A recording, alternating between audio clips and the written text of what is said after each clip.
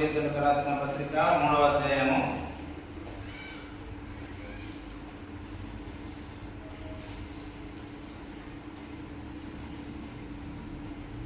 16వ వచనం. మీరు దేవుని ఆలయమై ఉన్నారనియు దేవుని ఆత్మ మీలో నివసించుచున్నాడనియు మీరు ఎరుగరా? ఎవడైనను దేవుని ఆలయంలో పాడు చేసిన యెడల దేవుడు వానిని పాడు చేయడు. దేవుని ఆలయము పరిశుద్ధమైనది, మీరు ఆలయమై ఉన్నారు. దేవునికి మహిమ కలుగును గాక.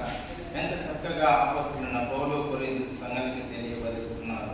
మీరు దేవుని ఆలయమై ఉన్నారని, దేవుడు ఆత్మ మీలో నివసించుతున్నారని మీరు ఎరగరా? మనం ఎరుగుతున్నామా?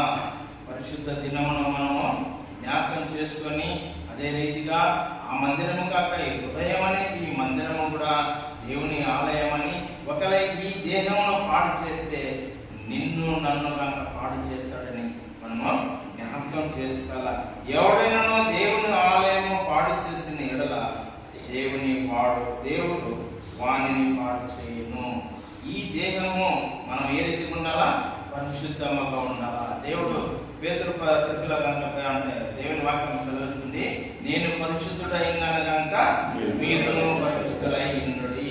కాబట్టి దేవుని బిడ్డల మనము విశ్వసించిన మనము దేవునికి వాక్యానుసారంగా జీవిస్తున్న నమ్మిన మనము మొట్టమొదటిగా మనం చేయాల్సిన జ్ఞాపకం చేసుకోవాల్సిన విషయము విశ్రాంతి దినమును మనము జ్ఞాపకం చేసుకోవాలి. విశ్రాంతి దినమును పరిశుద్ధముగా మనము ఆచరించాలా. విశ్రాంతి దినము మనందరి కొరకు ఏర్పాటు చేయబడిన దినమని మనం జ్ఞాపకం చేసుకొని విశ్రాంతి దినమును పరిశుద్ధముగా ఆచరించుటకు మనం జ్ఞాపకం చేసుకోవాలని దేవుని వాక్యము సెలవిస్తుంది. అదే రీతిగా రెండవ అంశం చూస్తే దేవుని ఆజ్ఞలను జ్ఞాపకం చేసుకున్నాము. ఏమిటి మొదటి అంశము? విశ్రాంతి దినమును ఆచరించుటకు జ్ఞాపకం చేసుకోండి. రెండవది దేవుని ఆజ్ఞలను జ్ఞాపకం చేసుకోమని దేవుని వాక్యం సెలవిస్తుంది. చూడండి, సంఖ్యాకాండము 15వ అధ్యాయము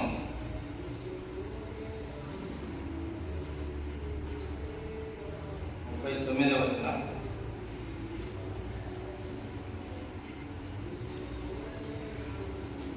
మీరు నా ఆజ్ఞలన్నిటినీ జ్ఞాపకం చేసుకొని మీ దేవునికి ప్రతిష్ఠులై ఉండునట్లు మునుపటి వలె కోరిన వాటిని బట్టి చూచిన వాటిని బట్టి వ్యభిచరింపక దాన్ని చూచి యెహోవా ఆజ్ఞలన్నిటినీ జ్ఞాపకం చేసుకొని వాటిని అనుసరించుటకై అది మీకు కుచ్చుగా ఉండును.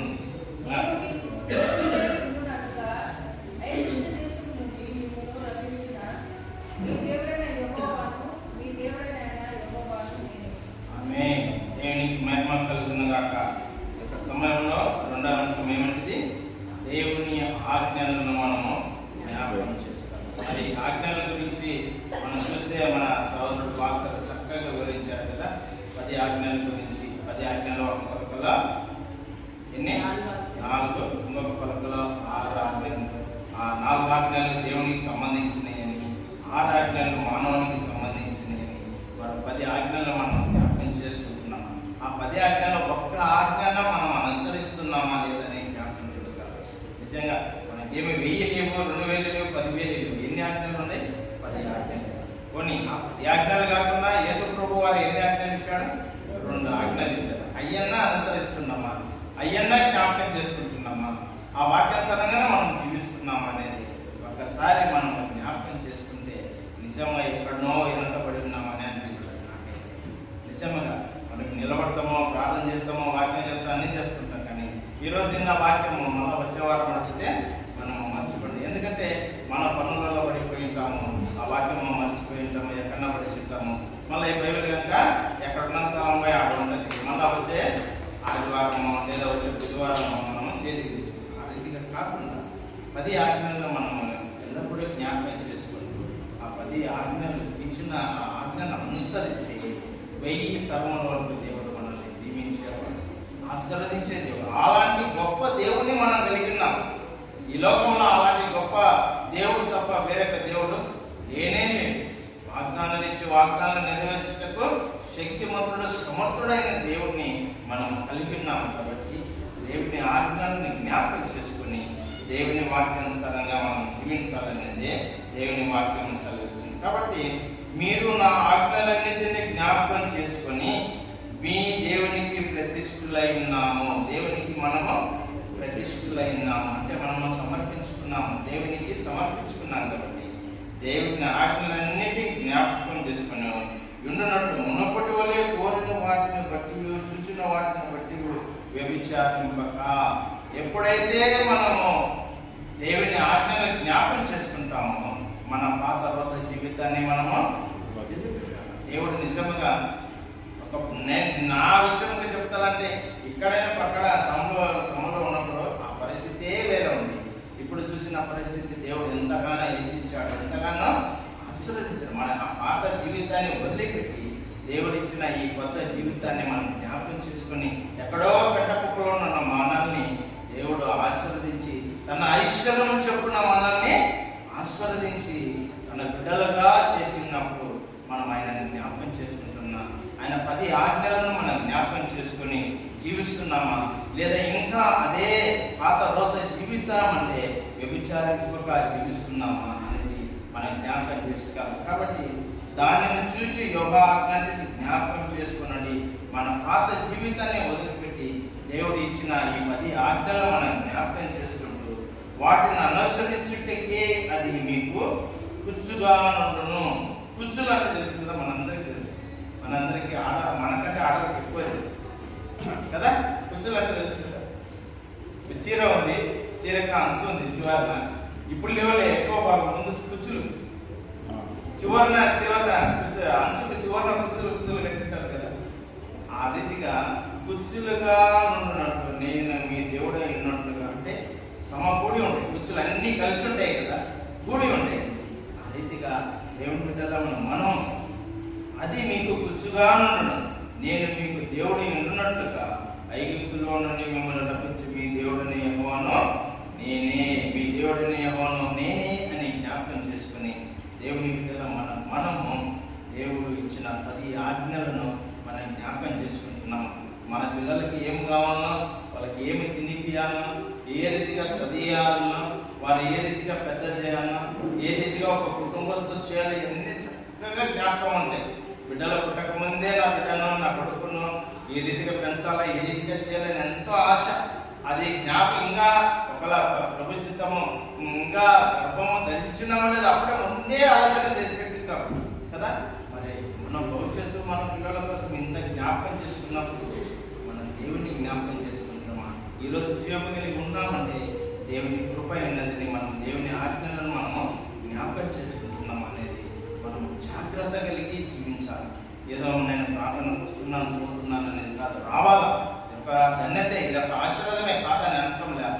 దానికి మించిన ఆశీర్వాదం ఇంకా మనం పొందుతారంటే దేవుని ఆజ్ఞలను మనం అనుసరిస్తున్నామా, పాటిస్తున్నామా అనేది మనం జ్ఞాపకం చేసుకోవాలి. చూడండి, ఇందాక మనం చదివాము కదా, ఈ నిర్గమకాండం 20 అధ్యాయం 1 నుంచి 17వ వచనం వరకు ఆజ్ఞలు రాయబడినాయి. ఇంకా 10 ఆజ్ఞలు మనకు తెలుపబడినాయి. కాబట్టి ఆజ్ఞలు జ్ఞాపకం చేసుకుంటాం. దినం ఒక్కసారైనా మనం జ్ఞాపకం చేసుకుంటామా? నాకు తెలిసి ఎక్కువ భాగము అందరూ మనం ఏం జ్ఞాపకం చేసుకుంటాం అనిపిస్తుంది. నాకంటే చాలా మంది ఎక్కువ సేవకులు చెప్పే ఒక చక్కని మాట ఏమంటే, చాలా భయము, భీతి, తొందర, కష్టాలు, బాధలు ఉన్నాయని ఏం చెప్తారు? 91వ దావీదు కీర్తన చదువుకో, రోజు చదువుకో అని అంటారు.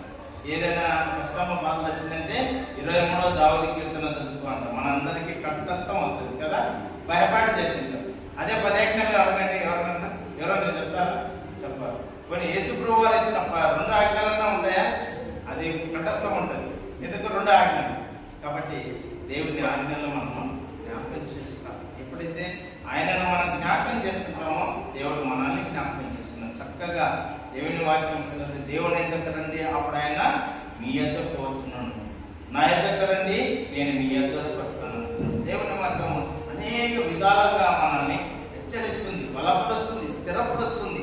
మరి మనం అవన్నీ జ్ఞాపకం చేసుకుని జీవిస్తున్నాం అనేది దేవుని వాక్యము మనకు సెలవిస్తుంది. కాబట్టి మొదటి అంశము, విశ్రాంతి దినము ఆచరించుటకు మనము జ్ఞాపకం చేసుకోవాలా, పరిశుద్ధంగా ఆచరించుటకు జ్ఞాపకం చేసుకోవాలా. మందిరానికి పోయేటప్పుడు జాగ్రత్త, మన ప్రవర్తన చక్కగా చూసుకోవాలి. మన కోసం ఏర్పాటు చేయబడిన దినమని జ్ఞాపకం చేసుకోవాలి. రెండో అంశము, దేవుడిచ్చిన 10 ఆజ్ఞలు మనం జ్ఞాపకం చేసుకోవాలి. ఆ 10 ఆజ్ఞలలో ఒకటన్నా అనుసరిస్తున్నామా లేదా, దాని ప్రకారం వాక్య ప్రకారం జీవిస్తున్నామా లేదా అనేది జ్ఞాపకం చేసుకోవాలి. మరి దేవుడు ఆ 10 ఆజ్ఞలు మనం అనుసరిస్తే 1000 తరాల వరకు, ఆయన ఇచ్చిన విధులను కట్టడలను అనుసరిస్తే 1000 తరాల వరకు ఆచరించేవాడని. ఒకవేళ దేవుని వాక్యానుసారంగా మనం జీవించకపోతే 3-4 తరాల వరకు మనకు శాపాలు అయ్యే వస్తానంటే ఒకసారి జ్ఞాపకం, మా తల్లిదండ్రులు నేను జ్ఞాపకం చేసుకుంటా, వాళ్ళ తల్లిదండ్రులను కంటే నేను జ్ఞాపకం చేసుకుంటా, మా నాయన వాళ్ళని జ్ఞాపకం చేసుకుంటే వాళ్ళు జీవించిన విధానాన్ని తెలుసుకోవాలి. మా చేసిన ఈ గాంధీవాడలో తిరిగేటోడు ఏం గొప్పగా చెప్పుకోవటంలే, గర్వంగా చెప్పుకుంటాం. మా చేసిన ఆర్పెప్పున్నాడు, ఆర్పెప్పున్నా కానీ ఏం చేసేవాడు తెలుస్తున్నా, చిన్నప్పుడు నాకు బాగా జ్ఞాపకం ఉంది. ఒక సంచి తగిలిసుకొని ఈ గాంధీవాడంతా తిరిగేవాడు. తిరిగి వచ్చి సీదా వచ్చి ఇంట్లో మా ముందు పెట్టేటోడు. నేను నమ్ముతే ఏం పెట్టేటోడు అంటారు, అడగొచ్చింది అడుక్కొని వచ్చిందంతా మా ముందు పెట్టేవాడు. నిజము, మా తాత మా నాయన సంచి పట్టుకొని ఈ గాంధీవాడంతా తిరిగి అడుక్కొని వచ్చి మేము అక్కడ ట్యాంక్ దగ్గర అవుటర్స్ ఉంది, అవుటర్స్లో ఉండేవాళ్ళు. అంత పేద పరిస్థితి ఉన్నప్పుడు మరి అది జ్ఞాపకం చేసుకోవాలి. ఈరోజు ఈ స్థితికి వచ్చిందామంటే దేవుని గొప్ప కదా, దేవుని దండట కదా. ఒకప్పుడు మనం ఏమున్నామో అది జ్ఞాపకం చేసుకోవాలి. ఈ గాంధీవాడ కాల పెట్టాలంటే మనకి బురద, జీటీపీ స్కూల్లో చదివిన నేను బురద, ఆ బురదతోనే పోయి ఆ పలకలు కూడా చూస్తారు. ఆ ముందు పలకలు కనుక లేవు, పేడ తెచ్చి పేడ మేమే అలక. అలాంటి పరిస్థితుల్లో ఉన్నప్పుడు ఆ మాట జయనారాయణ జ్ఞాపకం చేసుకున్న ఆయన అప్పుడు ఆ రీతిగా జీవించాడు. తర్వాత మా నాయనలో సంతానం వచ్చినాక కొద్దిగా అభివృద్ధి అయింది. ఈడికి వచ్చినాక దేవుని నడవడం నేర్చుకున్నాను. నేను నేర్చినాక నా పిల్లలను నడిపించకపోతే చేసిన ఈ వాక్య ధ్యానము, ఈ విశ్వాసం అంతా వ్యక్తమే. కానీ దిననిత్యము నా పిల్లల కోసం నేను ప్రార్థిస్తున్నాను. ఆ రీతిగా మన పిల్లలు ఇంకా అభివృద్ధి పొందాలి. నేనేం చెప్తానంటే ఎక్కువ భాగము నేను అప్పుడు సైకిల్ దొరికినాయన, ఇప్పుడు 2 వీలర్ దొరుకుతున్నా, మీరు 4 వీలర్ దొక్కాలన్నా, నేను ఫ్యాన్ కింద కూర్చున్నారా, మీరు ఏసీ కింద కూర్చోాలని నేను ప్రతిదినం చెప్తా ఉంటాను. నా బాధ్యత, నా డ్యూటీ నేను చేస్తాను అంట. కానీ వాళ్ళు చేసే డ్యూటీ కనుక వాళ్ళు చేయాలి, మన డ్యూటీ మనం చేయాలి. వాళ్ళు చేసే డ్యూటీ వాళ్ళకి చెప్పే బాధ్యత తల్లిదండ్రులది. మనం చెప్పకపోతే ఆ రోజు నువ్వు నేర్చుకోలే, నువ్వు నాకేం చెప్పలే అనే మాట వాళ్ళ నుంచి ఖచ్చితంగా వస్తుంది. మనం చెప్పకపోతే మనం తప్పు. కాబట్టి మన పిల్లలను దిద్దాలా, సరి చేయాలనేది దేవుని వాక్యం సెలవుతుంది. కాబట్టి ఏ రీతిగా మన పిల్లల్ని సరి చేస్తాము, ఆ రీతిగానే దేవుని వాక్యాన్ని కనుక మనం జ్ఞాపకం చేసుకోవాలి. ఇచ్చిన వాగ్దానాన్ని మనం జ్ఞాపకం చేసుకోవాలి. చివరిగా ఇంకొక వాక్యము జ్ఞాపకం చేస్తున్నాం. అనేక అంశములు ఉండాలి. యేసుక్రీస్తును జ్ఞాపకం చేసుకున్నాం. యేసుక్రీస్తును జ్ఞాపకం చేసుకున్నాము. తండ్రి, కుమార, పరిశుద్ధాత్మ ఏక దేవుడు ఉన్నాడు. ఆ దేవుడు యేసు ప్రభువారే ఆత్మరూపంగా మన మధ్య సంచరిస్తూ మనల్ని నడిపిస్తున్నాడు. ఒక అతను మన ఇదివరకే జరిగిన సంఘటన అండి. ఇప్పుడు తుఫాన్ వచ్చింది, మళ్ళా ఒక అంశాన్ని జ్ఞాపకం చేస్తుంది. ఒక వ్యక్తి దేవుని భక్తుడే బాగా జీవిస్తూ దేవుని భయభక్తి కలిగి జీవిస్తున్న అతను ఈలాగే తుఫాను వచ్చినప్పుడు ఒక చెట్టును పట్టుకొని ఆ చెట్టు దగ్గర ఎక్కి కూర్చున్నాడు.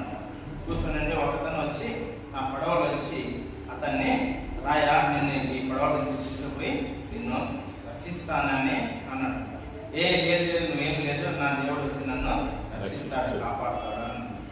రెండవసారి ఇంకొక ఒక్కరు హెలికాప్టర్ నుంచి వచ్చి వాళ్ళు తాడేసి పైకి, రాయా నిన్ను రక్షిస్తాము, మా తోట లేదు, మా దేవుడు వచ్చి మమ్మల్ని కాపాడుతాడు. ఇంకొక అంశం ఏమో నేనే మర్చిపోయాను. ఇంకొక సరే ఏదో విధంగా ఇంకొక వ్యక్తి వచ్చి నేను నిన్ను రక్షిస్తాను రాయాలంటే, లేదు దేవుడు వచ్చి కాపాడుతానని చెప్తున్నట్ట. సరే ఆయన అక్కడే ఏదో రీతిగా చనిపోయిండు, దేవుడికి అడిగి పోయినాడు. దేవుడికి ఆయనకు సంవాదం కుదురుతా ఉంది. వాళ్ళ ఇద్దరికి మాటలు కుదురుతాను. ఏది ప్రభువా, నేను విశ్వాసిని, నేను నిన్ను నమ్ముకున్నా, నేను ఎంత భయభక్తి కలిగి నేను జీవించినా నువ్వు కాపాడుతావని నేను వాళ్ళందరికీ చెప్పినా, వాళ్ళందరూ వచ్చి కాపాడుతానన్నారు, నువ్వు రాలేదే, నన్ను కాపాడలేదే అని అడిగినట్ట. అప్పుడు దేవుడు అన్నట్ట, చూడా ఆ పడవలో వచ్చింది నేనే నిన్ను కాపాడేకి, నిన్ను రక్షించేకి వచ్చినాను అన్నమాట. మళ్ళా హెలికాప్టర్ నుంచి వచ్చింది నేనే నిన్ను కాపాడేదానికి అన్నాడు. ఈ రీతిగా 3 సార్లు వచ్చిన నిన్ను కాపాడేదానికి నువ్వే రాలేదు అని అన్నాడు. అప్పుడు మనము గ్రహించాల్సిన విషయం ఏంటంటే దేవుడి రూపంలో కాదు, ఆత్మ రూపంగా మనిషి రూపంగా వచ్చి నిన్ను ఈ ప్రార్థన వింటాడనేది మనము జ్ఞాపకం చేసుకోవాలి. అందుకని యేసు క్రీస్తును మనము జ్ఞాపకం చేసుకోవాలి. యేసు క్రీస్తు అంటే మనకు అందరికీ తెలుసు. యేసు అంటే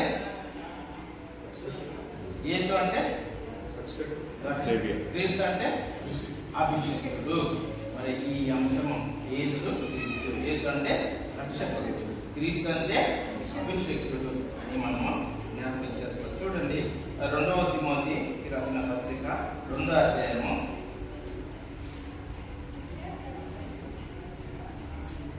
8వ వచనము.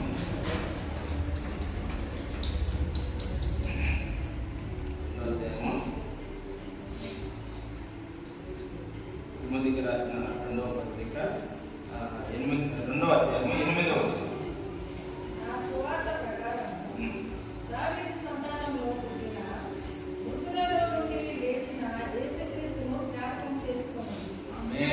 దేవునికి మహిమ కలుగునుగాక. దేవుడు ఏ సంతానం నుంచి వచ్చాడో దావీదు సంతానముల నుంచి వచ్చిన దేవుడు మృతుల్లో నుండి లేచిన యేసు క్రీస్తును మనం జ్ఞాపకం చేసుకుంటున్నామా? పాపులను రక్షించేదానికి యేసు క్రీస్తు ప్రభువారు ఈ లోకానికి వచ్చాడని, సర్వ మానవాళికి సువార్తను పరిచర్య చేయడానికి ఈ లోకానికి వచ్చాడని మనం జ్ఞాపకం చేసుకుంటున్నామా? మనందరికీ న్యాయం కూర్చేదానికి ఈ లోకానికి వచ్చాడని మనం జ్ఞాపకం చేసుకుంటున్నామా? ప్రతి ఒక్కరూ నశించకూడదు, అందరూ రక్షింపబడాలని ఆయన ఈ లోకానికి రక్షకుడుగా వచ్చాడని మనం జ్ఞాపకం చేసుకుంటున్నామా? దేవుడు చేసిన ఆశ్చర్య కార్యాలు, అద్భుత కార్యాలు మనం జ్ఞాపకం చేసుకుంటున్నామా? దేవుడు ఇశ్రాయేలు ప్రజలను ఏ రీతిగా విడిపించాడో, మరి ఆశ్చర్య కార్యాలు, అద్భుత కార్యాలు చేశాడో మనందరికీ తెలుసు. ఇశ్రాయేలు గురించి వస్తే కింద వారి ఐగుప్తు నుంచి కనాను దేశాన్ని వరకు తోలుకొని తీసుకుని వెళ్ళేంత వరకు దేవుడు ఇలాంటి గొప్ప గొప్ప కార్యాలు, ఆశ్చర్య కార్యాలు చేశాడో మనందరికీ తెలుసు. మరి యేసు ప్రభు వారు కనుక ఈ లోకానికి ఒక రక్షకుడుగా వచ్చాడని మనం జ్ఞాపకము చేసుకుంటున్నామా? మరి పరిచర్య చేసేదానికి కానీ చేయించుకున్నట్టుకు ఆయన రాలేదు. న్యాయము కూర్చుటకే వచ్చాడు కానీ ఆయన తీర్పు చూటకు రాలేదు అని మనము జ్ఞాపకం చేసుకుంటున్నాము. కాబట్టి దేవుని బిడ్డల మనము యేసు ప్రభు వారు చేసిన ఆశ్చర్య కార్యాలు అందరికీ తెలుసు. యేసు ప్రభు చేసిన మొదటి ఆశ్చర్య కార్యం ఏమిటంటే ప్రాణాలను తెలుసు. కాబట్టి దేవుని బిడ్డల మనము ఇదిగా దేవుడు చేసిన ఆయన చేసిన ఆశ్చర్య కార్యాలన్నింటినీ మనం జ్ఞాపకం చేసుకున్న నీటిని రాసరసముగా మార్చిన దేవుడు, చనిపోయిన వారిని కూడా సజీవులుగా చేసిన దేవుడు, గుడ్డి వారికి చూపించిన దేవుడు, చోటు వారికి వినేతట్టు చేసిన దేవుడు, కుష్ఠరోగులను స్వస్థపరిచిన దేవుడు, నిన్ను నన్ను సజీవులకి లేక నడిపించిన దేవుడు, నిన్ను నన్ను ప్రేమిస్తున్న దేవుడు. ఆయన ప్రేమించినట్టుగా మన తల్లిదండ్రులుగా ప్రేమించాలని నేను ఖచ్చితంగా చెప్తాను కదా. ఈరోజు ఈ దినాలలో పిల్లలు ఏమైనా కొద్దిగా తప్పు చేస్తే మనం వచ్చే మాట ఒక్కటే మాట అంటాం. చాలా మంది దేవుని బిడ్డలు కానీ విశ్వాసులు కానీ నేను వింటాను అంటాను, ఇప్పుడే నా కడుపులో తిన్నావురా, పుట్టకున్నా బాగుండరా, నిన్ను అప్పుడే పడేసినా బాగుండరా, ఎవరికైనా దతికిచ్చేసి ఆస్తులు ఇచ్చేసినా బాగుండరా అని అతిగా కాకుండా దేవుడు ఇచ్చిన గర్భఫలమని ఎందరో లేక కష్టపడుతున్నారు, అనేకమైన ప్రయాసాలు పడుతున్నారు. అయితే ఇచ్చిన గర్భఫలాన్ని మనం జ్ఞాపకం చేసుకుంటున్నామా? ఆ బిడ్డలను దేవుని మార్గంలో నడిపిస్తున్నామా? ఒకసారి జ్ఞాపకం చేసుకోండి. యేసు ప్రభువారు ఏ రీతిగా ఈ లోకానికి మానవ రూపాన్ని ధరించి మన పాపములన్నిటినీ మోసుకొని ఆ యొక్క అవమానమును సహించి శిలువలో రక్తాన్ని కాచి, తండ్రి వీరేం చేస్తున్నారు, వీరందరూ వీరిని క్షమించమని వాళ్ళకి తండ్రి పురుషాశ్రమను కూర్చొని నీ కొరకు నా కొరకు విజ్ఞాపన చేస్తున్నారు. ఏమని? తండ్రి వీరేం చేస్తున్నారు, వీరందరూ క్షమించమని నీ కోసం నా కోసం విజ్ఞాపన చేస్తున్నారు. కానీ ఇంకా రావటం లేదంటే మనమందరం ఇంకా ఆత్మీయంగా వెతకాల, రక్షింపబడాలని. ఆయన రాకడ నీ కోసం నా కోసం ఏం చేస్తున్నాడు? ఆలస్యం చేస్తుంది. కాబట్టి దేవుని బిడ్డలను మనం జాగ్రత్త కలిగి ఈ లోకంలో మనం జీవించాలి. భయంకరమైన దినాలు వస్తున్నాయి. ముందు రాత్రిపూట దొంగతనం జరుగుతుంటే ఇప్పుడు పగలు దొంగతనం జరుగుతుంది. దినాలు ఎంత వ్యత్యాసమైంది కదా. రాత్రిపూట చేసే దొంగతనం పగులే దొంగతనం చేస్తుంది. మనం యూట్యూబ్లో ఫేస్బుక్లో చూస్తే పట్టపగలే చేయని దొంగతనం చేస్తున్నాం, డబ్బు దొంగతనం చేస్తున్నాం. అనేకమని చేయలేని క్రియలన్నీ రాత్రులు చేసే క్రియలు పగులు జరుగుతున్నాయి. దినములు చెడ్డవి కనుక మీరు అజ్ఞానములే కాక జ్ఞానము కలిగి జీవించండి. సమయాన్ని మనం సద్వినియోగం చేసుకోవాలా. ఈ రోజున్న సమయం రేపు దొరుకుతుందో లేదో, ఈ రోజున్న దినము రేపు దొరుకుతుందో లేదో దేవుడిని జ్ఞాపకం చేసుకుందాం. ఆయన విశ్రాంతి దినమును మనం ఏ రీతిగా ఆచరించాలా జ్ఞాపకం చేసుకున్నాం. రెండుగా దేవుని ఆజ్ఞను జ్ఞాపకం చేసుకున్నాం. యేసుక్రీస్తు ప్రభు వారిని జ్ఞాపకం చేసుకున్నాం. ఇలాంటి గొప్ప దేవుడు నీకు నాకు తప్ప వేరే వారికి లేదు. దేవుని బిడ్డల మనకే ఈ గొప్ప దేవుడు ఉన్నాడు. అందరి దేవతల కంటే మహచ్చరం గల దేవుడని, పిలిచిన పలికడి దేవుడని, అడిగిన ఇచ్చడి దేవుడని, చెవుడుండి వినే దేవుడని, కన్నులుండి చూచే దేవుడని మనం జ్ఞాపకం చేసుకొని దేవుని బిడ్డలుగా జీవిస్తే ఆయన సొత్తుగా నిన్ను చేసుకుంటాడు. ఆయన రాజ్యానికి నిన్ను నన్ను వారసులుగా చేసుకుంటాడు. కాబట్టి దేవుని బిడ్డల మనం ఒకసారి యేసుక్రీస్తు వారిని మనం జ్ఞాపకం చేసుకుందాం. ఆ రీతిగా జ్ఞాపకం చేసుకొని